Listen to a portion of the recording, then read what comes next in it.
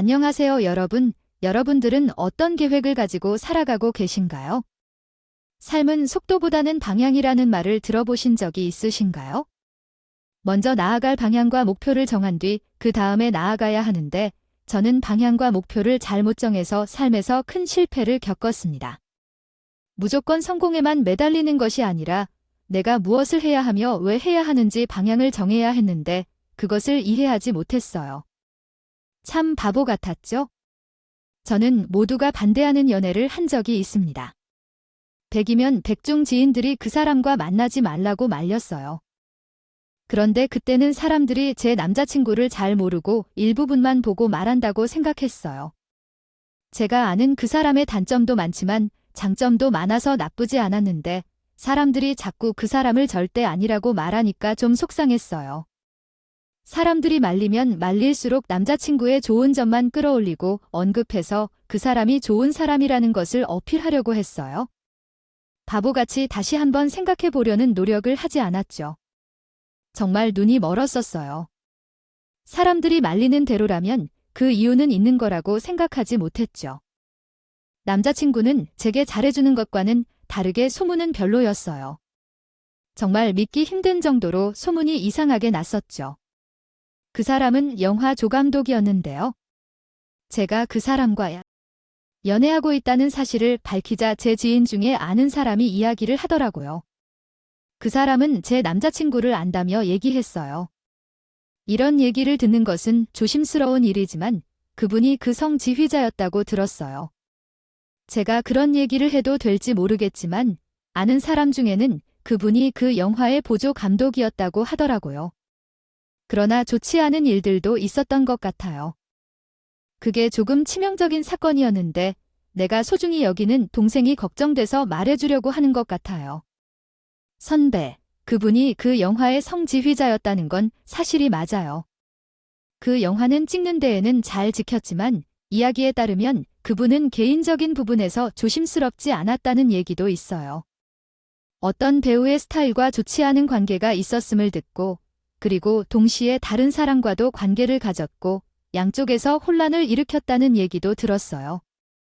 이런 이야기는 내가 잘 아는 것이기에 그것은 사실이 맞는 것 같아요. 그렇지만 그게 이미 과거의 일이니까 걱정하지 않아도 돼요. 저는 지금 현재의 여자친구와 행복하게 지내고 있어요. 그녀가 나를 소중히 여기고 집중해주니까 그것으로 충분해요. 어려운 주제를 이야기하는 것은 힘이 들었을 텐데 그 이야기를 해주셔서 감사해요. 그러나 우려하실 필요는 없을 거예요. 우리는 상당히 진지한 관계를 가지고 있거든요. 그렇지만 그런 이야기만 할 때가 아니라 저의 남자친구를 지인들에게 소개했을 때도 그들은 나쁜 시선을 보이더라고 해요. 나는 계산적인 사람으로 보이고 나의 조건을 보고도 의도적으로 다가왔다고 말해요. 사실 나는 좀 좋은 조건에 자랐기 때문에 큰 어려움 없이 자랐어요. 아버지가 대기업 임원이셔서 좀 부유하게 살았고 졸업 후 대기업에 취직하여 빈틈없이 살아왔어요. 그에 비해 남자친구는 나보다 학교도 좋은 곳을 나오지 못했고 작은 영화 제작사에서 근무하며 저보다 월급도 작았어요. 이런 부분들이 드러나니 사람들은 내가 가진 조건보다 그에게 부족한 부분이 많아 보여서 아까워하는 것 같았어요. 그래서 만나는 것을 반대한다고 생각했죠. 그러나 남자친구는 비록 지금은 큰 돈을 벌지 못하는 사람이지만 꿈은 크게 키우고 있었어요. 언젠가 인생 계획을 언급한 적이 있는데 그는 세밀하고 탄탄한 계획을 가지고 있더라고요. 그래서 그 사람이 내 인생을 걸어도 괜찮다고 생각했죠. 그 모습이 마음에 들었어요. 그러니 그 사람한테 내 인생을 바쳐도 괜찮다고 생각했어요. 지금은 그 사람이 나보다 더 잘 될 거라고 확신한 이유가 그래서예요. 현재 가진 조건은 사람이 만들어낼 영화가 대박을 터뜨릴 때 그 사람의 조건을 능가할 것이라고 생각했어요. 비록 주변에서 많은 걱정과 비판을 받더라도 남자친구와 저는 서로의 영혼에 서약했어요. 결혼을 앞두고 사람들께 알리자 그 사람이 내게 얼마나 잘하는 사람인데 만류에도 함께할 것이라고 맹세했다고 강조했죠. 하지만 주변 반응은 예상보다 더 어려웠어요. 엄마마저도 내 결혼을 좀 더 신중히 결정할 것을 제안했어요. 결혼의 의미는 사랑만으로 이루어지는 게 아니라 가족이 되기 위해서는 서로 비슷한 가치관과 환경을 공유해야 한다는 것을 이해했어요. 그래서 사람들이 왜 자리 조건과 가정을 중요시하는지 이해할 수 있었죠. 물론 이러한 반응에 상처를 받았지만 저는 내 결정에 충분히 신념하고 싶겨주길 바랬어요. 시간이 지나면 그 사람은 모두의 상상을 뛰어넘는 사람이 될 거라 확신합니다. 결혼을 생각할 때 충분히 고민한 결정이기에 주변의 지지를 받길 소망합니다. 아직 모든 이들, 부모님, 지인, 친구들이 우리 결혼을 반대할 때 저는 속상했어요. 그래도 그 사람은 진정한 사랑이 아니란 말에 따지 않았어요. 결국엔 시간이 모든 것을 밝혀줄 거라 믿었기 때문이죠. 한 해도 안 된 연애를 하면서 그 사람과의 시간이 얼마나 소중한지 알게 되었어요. 저에게 정말 많은 장점을 가진 그 사람이라면 그 사람과 평생 함께 할 수밖에요. 얼마나 잘 견디고 내어줄지 모르는 그 사람이 있잖아요. 이러한 이유로 그의 지원과 이해가 굳건하기를 기대했던 거예요. 한 가족을 만들기 위한 나의 결정에 가장 소중한 사람들이 응원해줬으면 좋겠어요. 그리고 정작 중요한 사람인 제 예비 남편이 부당한 대우를 받는 것을 보니 더욱 속상했어요. 내가 그렇게 아끼고 사랑하는 사람을 왜 남들에게 소중하게 대하지 못하게 하는지 그것에 속상함을 느꼈죠. 표현력이 부족한 성격 때문에 오해를 자주 받는다고 생각했는데 그래서 얼마간은 제 예비 남편을 변론해야 했어요.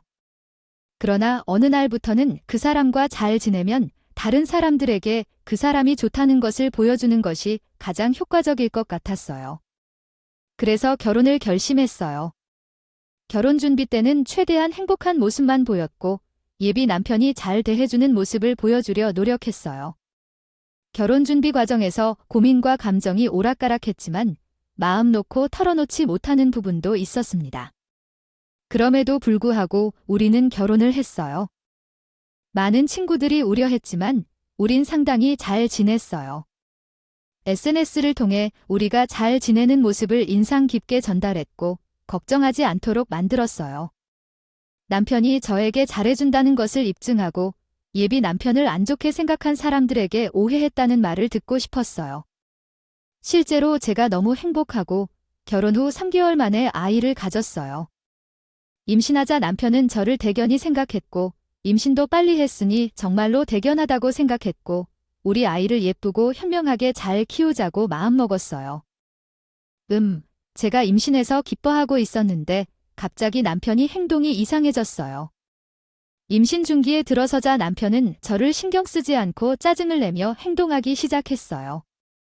주말에도 PC방에 가며 늦게 들어오고 어떤 날에는 외박도 하더라고요. 그런데 남편은 일을 하며 연락이 닿지 않을 수도 있고 밤새고 들어올 수도 있는데 제 이런 걸로 걱정하는 게 옳은 걸까요? 당신이 이렇게 밖에 나간 적이 있었다고? 전화를 왜 안 받나? 향수의 냄새가 뭐야? 당신 어디서 왔어? 바람 피운 거 아니지? 지금 뭐 하는 거야? 왜 사람을 의심해? 질려 어디 갔어? 뭘 하는 거니? 그만해, 말했잖아. 왜 남편이 화를 내며 너를 물었어? 왜 화를 내니? 어디 갔다, 뭐 했니? 왜 못 잡아먹어서 안달이야? 들어오고 싶니? 그만해야 해. 그때 남편이 화를 내며 나를 밀쳤는데 순식간에 넘어져 벽에 부딪혔어요. 남편도 그 정도까지는 의도치 않았어요. 많이 놀랐어요. 괜찮아, 어디 다쳤어? 많이 아프니? 아니, 나는 의도치 않게 밀친 게 아니야. 믿어줘. 알아, 내 덕분에 아프지 않아. 미안하지만 병원에 가야겠어. 응급실로 가자. 괜찮아. 남편의 지지를 받으며 병원에 갔고 정밀 검사를 받았어요. 아기는 다행히 괜찮았고 남편이 너무 미안해하며 사과를 많이 했어요. 나중에는 웃음이 나더라고. 왜 싸웠는지도 까먹고 우린 그냥 지낸다. 집으로 돌아왔는데 그날이 우리 친정 부모님이 오시기로 한 날이었다. 우릴 연락해도 안 되어서 부모님이 무작정 집 앞으로 오셨는데 연락해도 안 되고 어디 갔나 묻더니 남편이 병원 갔다 온 거라고 솔직하게 말했다. 부모님은 무슨 사고가 났나 싶어 걱정했고 우리가 싸운 걸 숨기려고 했는데 어쩔 수 없이 말했다. 아니, 내가 실수로 발을 헛디뎌서 넘어졌는데 남편이 걱정돼서 병원 가자고 해서 갔다 온 거야 라고. 그 말에 부모님은 충격을 받았다. 어제 집에 안 들어온다던 김 그 사람 맞니? 둘이 싸운 거 아니야? 김 씨가 손했다고 하면서 갑자기 병원 간 건 왜냐? 부모님이 화를 내셨다. 장모님 죄송합니다. 손치는 건 아닌데 살짝 밀쳤는데 넘어졌어요. 의도적으로 밀친 게 아니에요. 너무 세게 밀었나 봐요. 죄송해요. 몰랐던 일이었어요. 장모님도 아이, 너무 심했네. 괜찮아, 사과해야지 라며 달래주셨고 남편도 사과하며 우린 풀었다. 장모님이 기재 그만하고 다음번에는 조심해라고 말했다. 김 씨, 오늘은 그냥 넘어가지만. 저런 상황이 벌어지기 전까지 정말 많이 참았어요. 절대 그럴 일 없을 거예요. 정말입니다. 죄송합니다. 장모님 아버님 그날은 그렇게 종료되었어요. 수신 부모님은 밥 먹을 기분이 아니라고 하셔서 그냥 돌아가셨고요. 저희들은 깊은 대화를 나누게 되었죠. 사랑하는 사람. 내가 임신을 하게 되어 시간이 많이 생겼어요. 내가 당신만을 기다리게 되는 경향이 있긴 했지만 최근에 너무 나를 귀찮아하고 답답해하는 것 같아서 궁금해. 요즘 내가 귀찮은가 실은 당신이 휴직 후 나에게만 매달리는 것이 거부스러워서야. 내가 어디에 갔다 오거나 뭐를 했는지 자주 묻지 말아주면 안 될까? 그 때문에 답답함을 느껴 하고 너무 많이 집에만 있기도 싫어. 너는 몇 일 친정집에 갔다 온다고 해도 있는 편이니까 어딘가 나가고 싶어. 알겠어. 앞으로 내도 생각을 바꾸어서 나만의 시간을 가져보려고 할게. 그 뒤로 나는 산모 교실에도 다니고 그동안 못 만난 친구들도 만나며 공부까지 시간을 보냈어. 더 이상 너에게 너무 매달리려고만 했나 싶어서 남편을 위한 조치였어. 친정에서 며칠을 지내다가 우리 신혼집으로 돌아왔을 때 난 놀라기만 했어. 청소를 하고 있는데 쓰던 핑크빛 립스틱이 화장대 위에 올려져 있었고요. 쓰레기통에는 화장을 지은 화장솜들이 버려져 있었어요. 집안 곳곳에 긴 갈색 머리카락도 있었고요. 침대에도 있었죠. 분명 누가 우리 집에 왔었는지 확실했어요. 그것도 여자요. 여보, 혹시 우리 집에 누가 왔었어? 누가 온 흔적이 있는데 진정해서 잘 쉬다 와 놓고 또 왜 그러냐?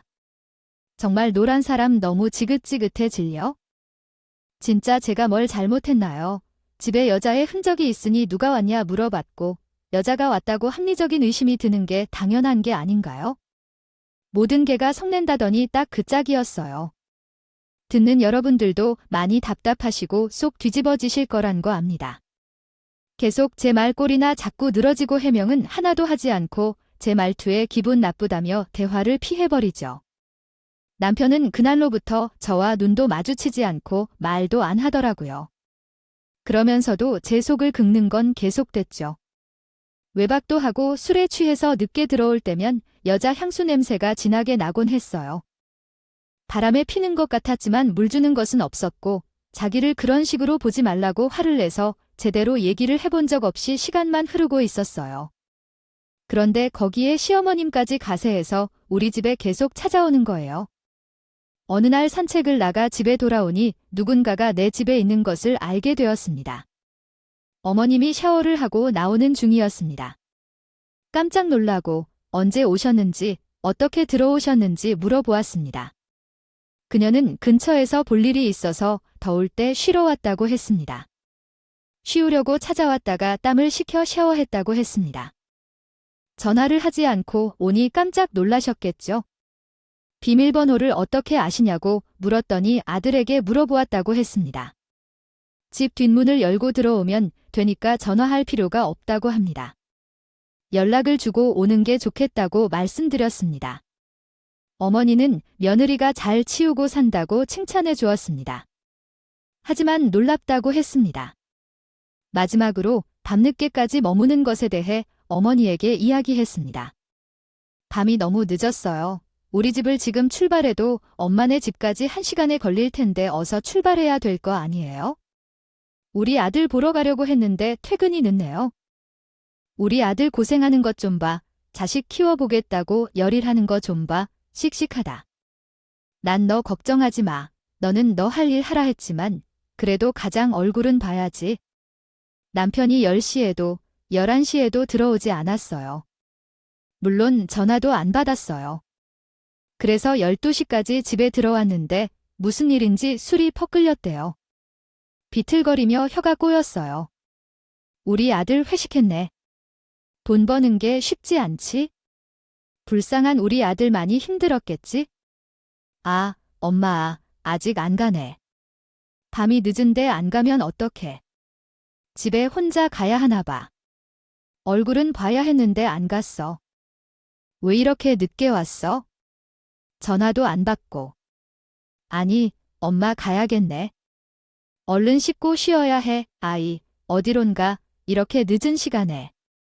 내일 아침에 해 뜨면 가 밤길 위험하다니까. 하기엔 막차 타면 취한 사람들 많아서 무서운데. 집에 가면 한신이 좋긴 하겠지만 너무 늦었다. 나 착오라도 없으면 좋겠어.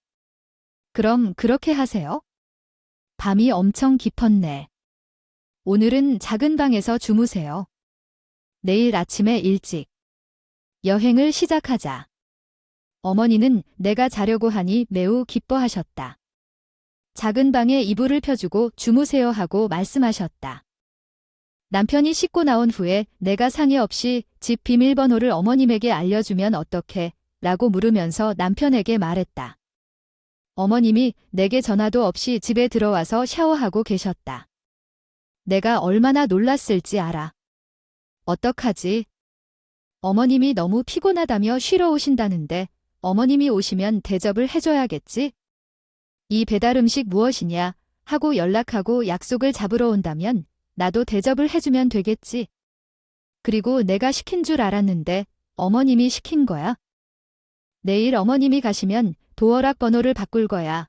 그러니까 다음날 아침에 어머님은 아침 식사도 하시고 화장도 하시고 남편과 나갔다. 둘이 나가는 즉시 도어락 비밀번호를 바꾼다. 남편에게 비밀번호를 다 바꿨으니 어머님에게 말하면 안 된다고 했는데 어머님께 또 말했다. 그 후로도 같은 일이 몇 번이나 반복되었고 어느 순간부터 어머님이 한 번 오시면 3일 이상 머물렀다. 불평이 쌓이고 있는 것도 모르시고 계속 집에 들어왔다. 그 이유는 어머님이 사귀시는 분이 우리 옆집에 사시기 때문이었다. 그리고 한 날 그런 말을 하셨다. 너희 신혼집은 지하철 근처에 있고 방도. 남편이 서울에 살기 때문에 잘 지내기 위해 남자 스스로 결정을 내렸습니다. 그런데 어머니의 살림살이가 섬세해질 때 그녀의 집에서 살 필요가 없어졌습니다. 남자는 막연한 마음을 가지고 있었지만 정승 이야기는 아무것도 해결하지 못했습니다.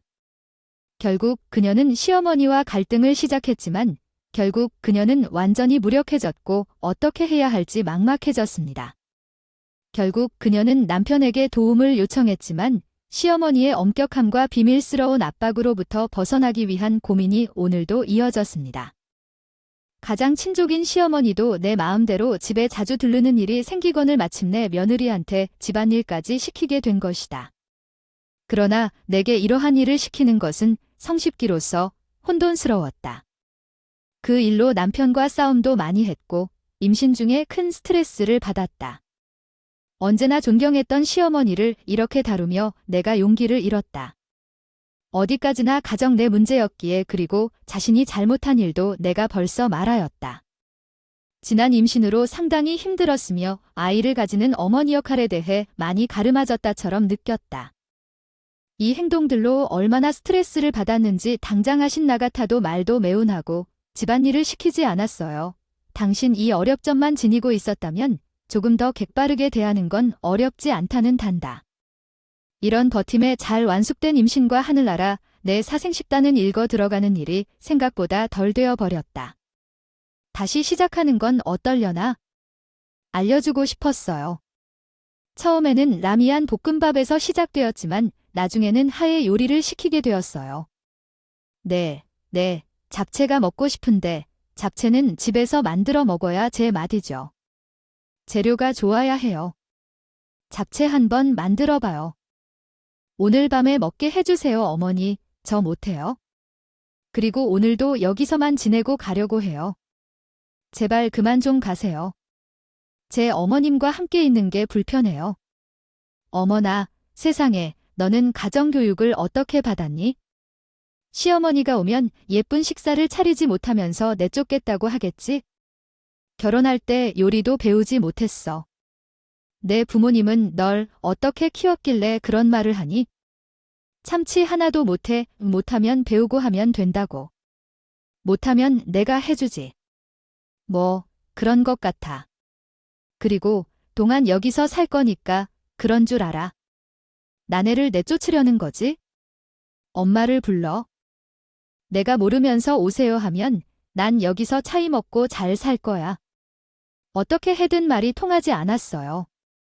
싫다고 표현했고 진짜 많이 싸웠어요. 비밀번호를 바꿔도 소용없었어요. 남편은 나의 편이 아니라 어머님의 편이었어요. 제 집에서 생활하면서 쓰던 냄비나 그릇, 제 화장품까지 어느 순간부터 몰래 가져갔어요. 정말 이런 것은 아닌 것 같아요. 부모님이 자식에게 뭔가 더 해줄 생각은 안 하고 괴롭히고 빼앗으려고만 하는지 모르겠어요. 정말 도둑이 따로 없었어요. 그러나 그렇게까지 참을 수 있었습니다. 차 보험을 내려고 차에 들어가 키로수를 찍으려고 했어요. 그런데 집차에 가보니 놀라운 것들이 나왔어요. 한동안 남편만 운전했던 차에서 여자들의 립스틱, 빨대로 남은 컵, 여자 구두, 스타킹, 심지어 다 사용한 위생용품까지 나왔어요. 더불어 긴 갈색 머리카락도 찾을 수 있었어요. 그 순간에 과거에 눈치채지 못했던 일들이 떠올랐어요.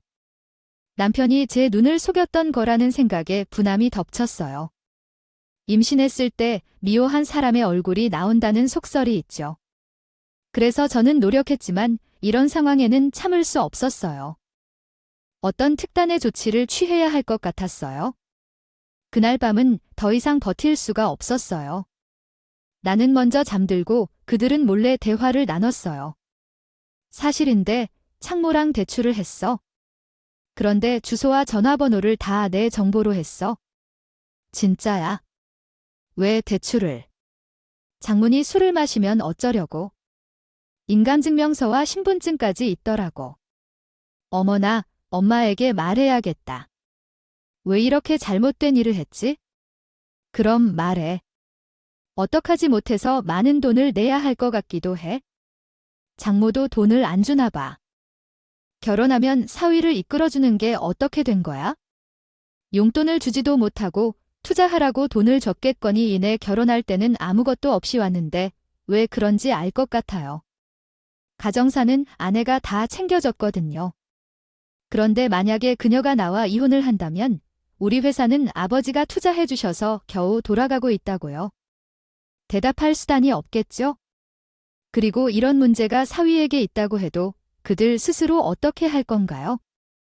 다른 사람들에게 말해도 부끄러울 뿐만 아니라 돈을 안 주니까 고민이 되는군요. 걱정하지 말고 내일은 부동산에서 집을 팔아요. 집을 팔아서 빚을 갚으면 되겠죠. 처가댁에는 돈이 많은데 잘해주는 게 아니라면 확 익혀주시기 바랍니다. 그런데 나도 어디선가 찌르지 않으면 더욱 더 퍽퍽하게 해주고 싶네요. 이런 기회가 한 번 있는 거니까 장모님의 이름으로 대출을 받는 게 좋을 것 같아요. 아내는 손뼉을 치며 기뻐하고 있을 거예요. 이것을 범죄로 생각하지 않고 이유로 나는 도움이 필요했던 것임을 아싸주셨죠. 앞으로도 그런 상황이 생기면 똑같이 할 생각이에요. 요즘은 두 사람 말을 잘 듣네요. 가슴이 두근거렸어요. 어째서 저희를 돈줄로만 알까요? 범죄를 저지르는 것을 알까요? 우리 집을 돈줄로만 쓴다는 게 너무 싫어했어요. 일단 내일 엄마를 만나 인감을 드리려고 했어요. 아침에 일어나 인감부터 챙기고 엄마에게 전화를 하여 이야기를 했어요. 엄마가 알겠다 하고 우리 집에 오실 거라고 했어요. 그런데 오실 때는 엄마가 아니라 아빠로부터 전화가 왔어요. 엄마가 쓰러졌다는 소식을 전해주더라고요. 병원에 가보니 엄마는 뇌졸중이라는군요. 몸을 가누기 힘든 상황이었어요. 그리고 아빠가 부탁했죠. 일도 있어 출근해야 하는데 엄마 좀 봐주면 안 될까 부탁한 거였죠. 엄마를 제가 매일 들여다보기로 했어요. 그래서 다른 일들은 제쳐두고 남편과 상의했죠. 저쪽에서 처음에는 좀 싫어하는 표정이었지만 엄마가 혼자 일어날 수 없다는 사실을 이해했어요. 그래서 화장실이 있는 방 안에 엄마를 모셨고 거실에 나가지 못하게 했어요. 그제서야 남편이 이해한 것이죠. 엄마와 함께 가 있음에도 없는 것 마냥 살고 계시는데 타인은 우리 부모님을 소중히 생각하지 않겠지요. 그러나 남편은 엄마 모셔주는 대신 이상한 말을 했어요.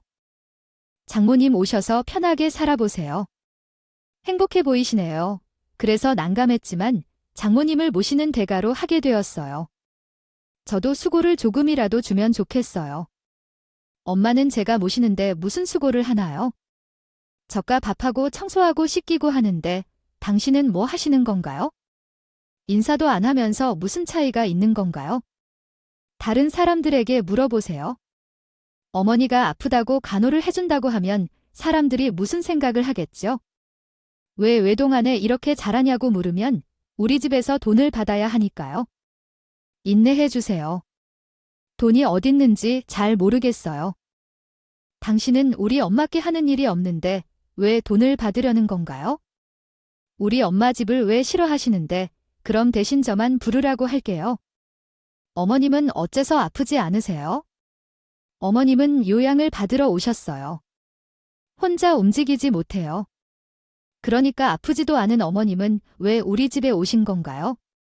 그냥 우리 집에 얹어 살래 온 거죠. 우리 엄마도 아프면 와도 되는 거죠.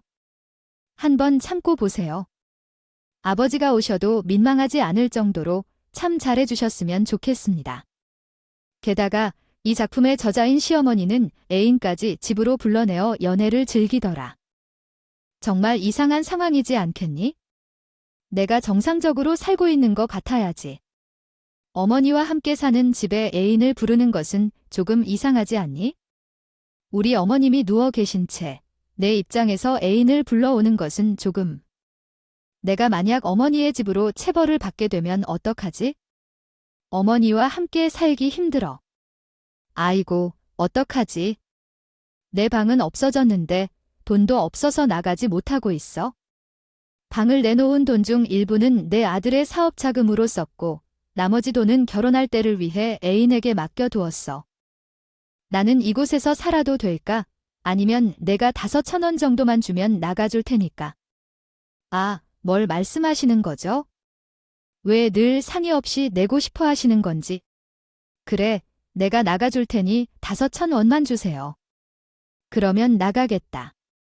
하지만 그 전까진 아무리 싫어도 말리고 싶어도 어머니가 늘어놓은 이런 소리로 인해 나갈 수가 없어.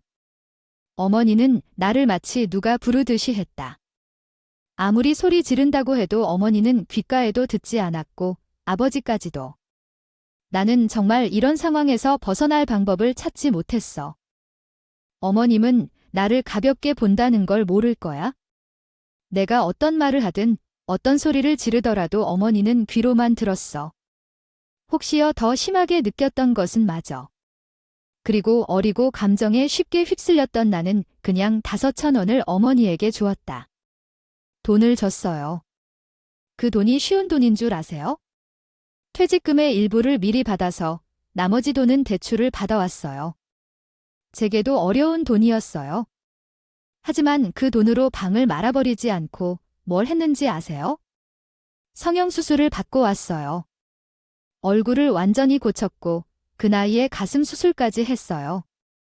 지금 너무 아파서 일어날 수도 없어요.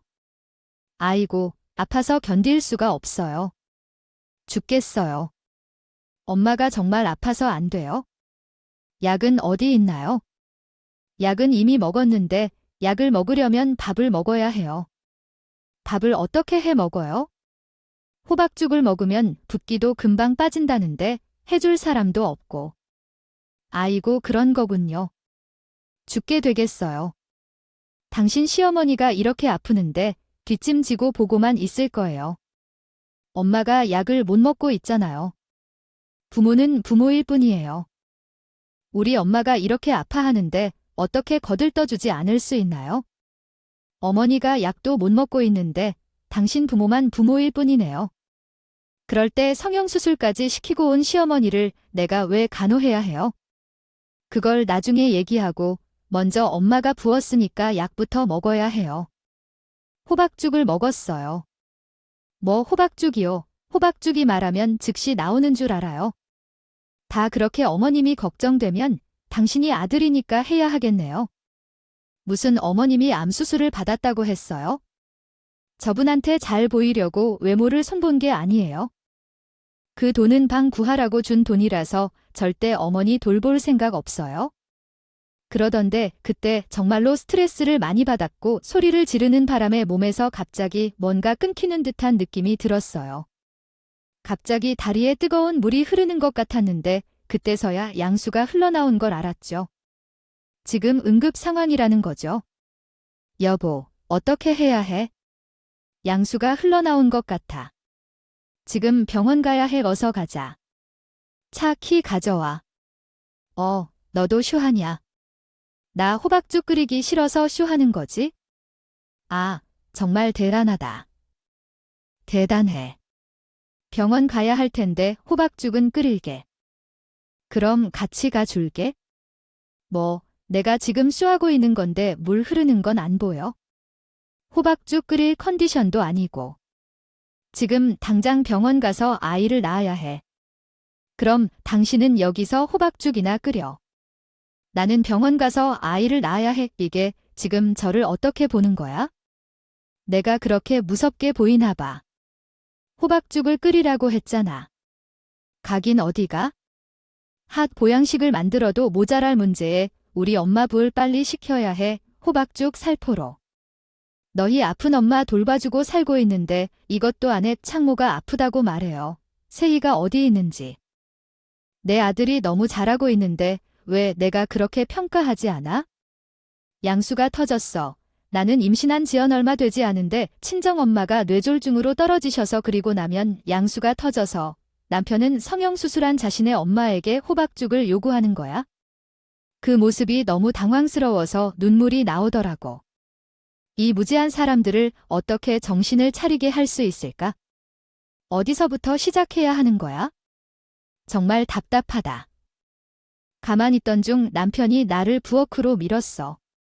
나는 밀지 말라고 했더니 그 소리에 놀란 뇌졸중으로 침대 생활을 하는 엄마가 나를 깜짝 놀라게 했어. 내 2년차를 가만히 두지 않을 거야? 너희들 아이들은 여기로 와. 내가 오늘 너희들을 꼭 잡고 이야기할 거야. 엄마는 갑자기 방에서 야구 방망이를 들고 나왔어요.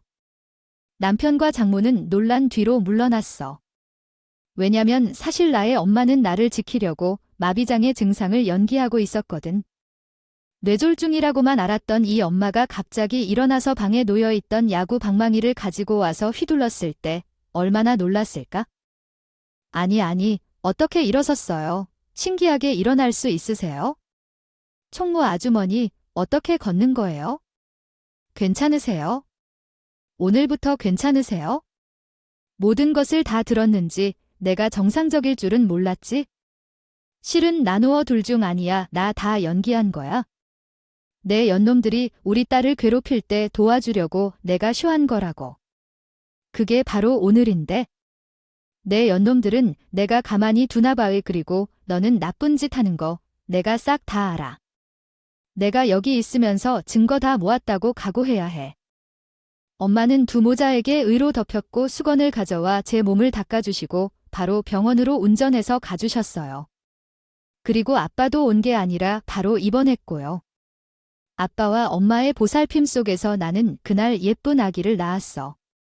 실은 엄마는 아빠랑 잘리고 병원에 간 거였고 우리 집에 오고도 내게 비밀로 했다가 은근슬쩍 엄마가 말을 해줬어요. 저런 미친 인간들은 당신처럼 수단으로는 못 내쫓는다고 해요. 아픈 척하면서 엄마는 못 듣는 척 못 보는 척 못 말하는 척 마음도 모르는 척 연기하며 그 둘의 전화 내용을 다 듣고 녹음까지 해놨어요. 그 증거 속에서 상간녀와 대출에 연결된 영업사원과 명의도용에 필요한 부동산 업자까지의 정보를 알아냈죠. 엄마는 더 큰 범죄, 더 확실한 증거들을 찾고 그때 덮치자고 하셨다. 모자를 혼내줄 기회를 살 길 좀 버리고 있었는데 시어머니가 성형수술을 하고 온 날 그 둘의 최후의 시간이 된 거야. 남편과 시어머니는 다음 날에 왔어. 엄마는 성형수술했다고 티 안 내려고 모자를 깊게 쓰고 왔어. 시어머니와 남편은 산부인과 호병동에서 무릎 꿇고 빌었어요. 그날 나의 이야기를 다 들은 아버지가 열받아서 내가 여기서 뭐 하는 거냐? 라고 물었습니다. 너희도 마찬가지잖아. 염치도 없는 사람들. 내가 가만 있을 것 같냐? 사돈 죄송이라고 말했죠. 진짜 미안해요. 우리를 쫓지 말아주세요. 저도 정말 아픈데도 후리면 우리 아기가 나왔다고 해서 겨우 왔습니다. 제발 저희 진심만은 믿어주세요. 진심이에요. 우리 집에 있는 돈을 뜯어가고 싶은 마음이지만 우리 아이한테 5천만 원을 뜯어내셨다면서요. 그 돈으로 성형수술도 하셨고요. 아, 정말 대단하십니다. 이제 늦었어요. 올해도 마음 굳혔다고요. 어머니는 남편이 바람푼 흔적을 몰래 명의를 변경하려 했던 서류들 등을 싹 다 알려줬고요. 두 사람이 바지락이 붙잡고 매달려도 아버지는 얘기를 들어주지 않고 단호하게 그 둘을 병원에서 내쫓았어요. 더구나 상간녀까지 그날 바로 변호사를 만나 고소했습니다. 벌금과 위자료를 주어야 한다는 판결이 나와서 아버지는 전 남편에게 투자한 돈을 모두 회수해야 했어요. 어떻게 돈을 벌어왔는데 결국 파산하여 회사도 폐업하게 되었습니다. 나도 어머니에게 드렸던 돈을 돌려달라고 했는데 성형수술을 하고 남은 돈만 주길래 가차없이 고소해서 돈을 돌려받았어요. 어머니는 집도 빼앗겠다고 했는데 한순간에 오갈더라고요. 어디가 떨어진 상황이 되어버렸어요. 남자친구에게 결혼할 금액을 맡겨놓은 돈을 기억하시나요? 저 돈을 받아서 방을 얻으려 했지만 어느 순간부터 그 남자친구와 연락이 두절돼서요. 그의 어머님도 사기당하셨답니다. 정말 상황이 어수선해요. 결국 저는 이혼을 하고 아이를 혼자 키우게 되었는데 전 남편은 아이의 얼굴 한 번을 보러 온 적도 없고 양육비도 제때 주지 않아요. 그래서 그것도 고소해 놓은 상태입니다. 웃기는 건 무엇이냐 하나 알아요? 오랜만에 회사에 다시 입사하고 선배를 만났어요. 내가 얼마나 웃겼는지 알아? 너랑 결혼했다가 이혼했어를 자랑할 정도로 이야기한 거야? 자기가 바람 피우고 시어머니까지 물러난 행동을 했던 것은 쏙 빼고 자기가 영화사를 차렸던 것, 장인어른이 투자했던 것, 넓은 집에서 살아본 것들만 언급하고 이야기하더라고요. 그리고 자기 딴에는 그런 순간이 영광스러운 것이라며 나중에는 영화로 제작을 한다고 하더라고요. 얘야, 그거 완전히 미친 거 아니냐? 진짜 웃겨. 끝까지 미친 짓을 하는 새끼네. 아, 내가 그런 놈을 만난 나도 골리지만 영화를 제작하는 업적이라도 쌓아 팔한 주제가 아주 자랑거리냐고. 그것을 자랑삼아 얘기하고 뭐 영화를 만든다고 하더라고요. 아, 기가 막혀서 진짜 너네 집안이랑 겨울 옷 나는 거 자체가 아주 자랑거리더라고. 말리기가 어디 가서 너 같은 애를 만나겠어. 그 사람 인생에서 내가. 그녀는 최고의 여자가 되었을 텐데 전 남편은 어리석게도 모든 기회를 놓치고 빈털터리가 되었지만 자신의 잘못을 깨닫지 못했다. 그의 과거를 자랑하는 것이 이해가 가지 않았다. 하지만 나 또한 문제가 있었고 그 문제를 올바른 방향으로 해결하지 않았다. 이젠 다르다. 전 남편을 만나 큰 깨달음을 얻었다. 삶의 가치관을 다시